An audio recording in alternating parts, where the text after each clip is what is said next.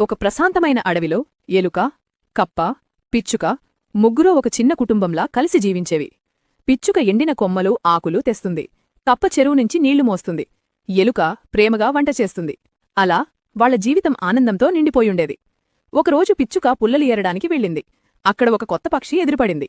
అది వ్యంగ్యంగా ఇలా అంది: నీకు అమాయకం ఎక్కువ. నీ స్నేహితులు నీతో పనిచేయిస్తూ నిన్ను బాగా వాడుకుంటున్నారు. వాళ్ళిద్దరూ ఇంట్లో హాయిగా ఉంటున్నారు. నీకు అర్థం కావట్లేదా అని. ఆ మాటలు పిచ్చుక మనసులో సందేహం మొదలైంది. ఎప్పుడూ అనుకోనిది మొదటిసారిగా ఆలోచించసాగింది. ఇది నిజమేనా అని.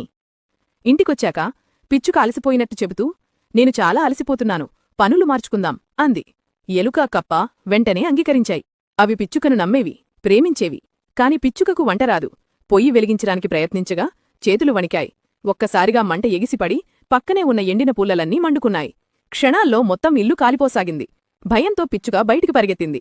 ఎలుక, కప్ప వచ్చేసరికి వారి అందమైన ఇల్లు బూడిదైపోయింది.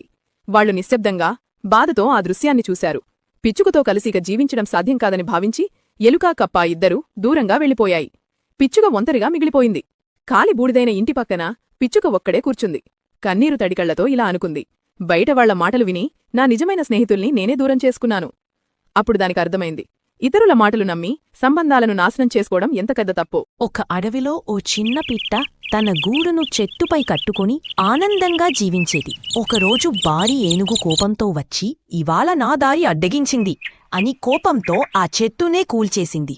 చిన్న పిట్ట గూడు పాడైపోయింది. గొట్టులు పగిలిపోయాయి. పిట్ట బాధతో ఏడిచింది. అప్పుడు అక్కడికి స్నేహితులు వచ్చారు.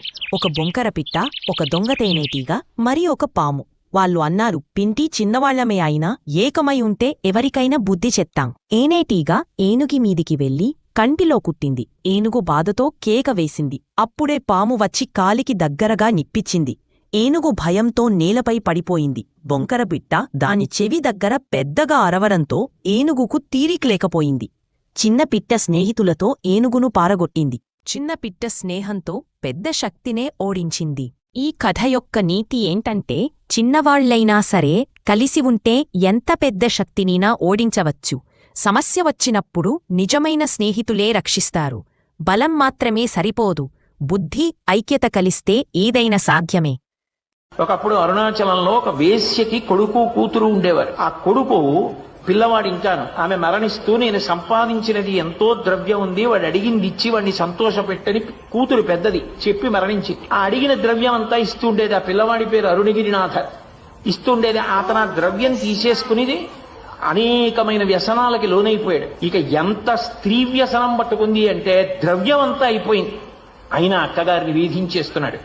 ఆవిడ ఇంకా విసిగిపోయింది.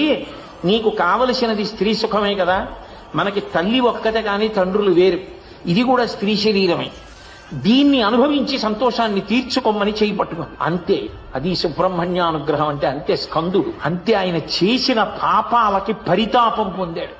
ఈ మాట చాలు నాకు కొరడా దెబ్బ, చీ దిక్కుమాలిన జన్మ ఎందుకొచ్చింది, స్వామి సమక్షంలో శరీరం వదిలేస్తానని గోపురం ఎక్కి